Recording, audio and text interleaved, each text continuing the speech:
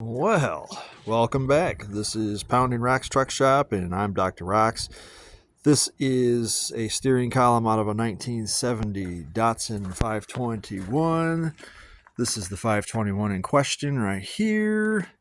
This was a restoration started in the 70s and just ended up in my lap at some point after I traded my Xterra for it, and it's always had a screwy steering system, and I had a suspicion as to why, and I was confirmed. So not only was the bearing missing from this end of the steering column because either A, someone was throwing it together and didn't know what they were doing, or B, because this cap on the end of the steering column or end of the steering gear itself went missing and the bearing popped out. We'll never know. There's a 40-year mystery here that we're just gonna have to figure out. Upon removing the steering column itself here, the shaft and the tube, I unearthed the other bearing, which sits here on the steering column, and all the balls were floating around in the box itself. I managed to get all of them out. Some of them had fallen on the ground. They're permanently gone, but this guy is not looking very healthy. It was very battered. I ended up just chopping it to get it off real quick because there's this collar right here that I didn't feel like monkeying with. It's held on by two Phillips head screws. I just didn't feel like monkeying with that right now, so I just chopped the thing off. It was dented and damaged anyway, so it doesn't matter. So now I have to decide if it's easier to go to the junkyard where I know there's a 71 and get the whole steering column and hope that it's not the same problem, or two, find the bearings and the cap used online somewhere or new. I don't think the dealer does it. And then hope that I'm smart enough to be able to figure out how to get this thing back together and have the steering wheel be straight.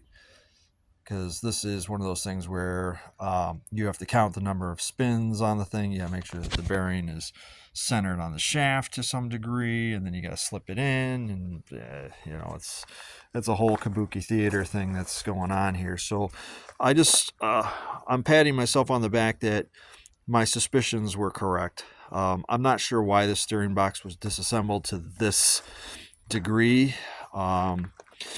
I don't know. It doesn't make any sense to me at all, since the rest of the truck is in such good shape. And when the restoration was started in the late 70s, that truck was it was barely 10 years old. So I can't imagine why it would need all that. Maybe some fluid, maybe a sector shaft adjustment, but definitely not in the market for this kind of restoration at this point.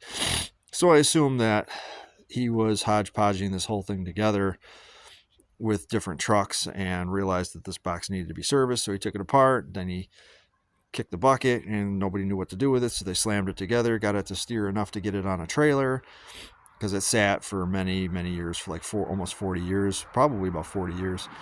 So all that knowledge, all the information on what happened to it is a mystery, but it's up to me to put it back together. So here I am, and this is where I got to start. So if anybody knows where I can get two of these cage style ball bearings and an end cap for a steering gearbox on a 70 Datsun 521, I am all ears. I'm going to reach out to my guy in California, see how bad a steering gear would be through him, shipped, and see if he's got something that's complete that I can just slam in the truck and be done with it. But if not, I'm going to see what I can do about rebuilding this guy. So like, share, and subscribe for more Datsun 521 stuff. I'm also covering Datsun and Nissan 720s, like this guy right here. I have D21 hard bodies and Infiniti G37s here. A little bit of something for everybody. So like, share, and subscribe. Thank you very much. See you later.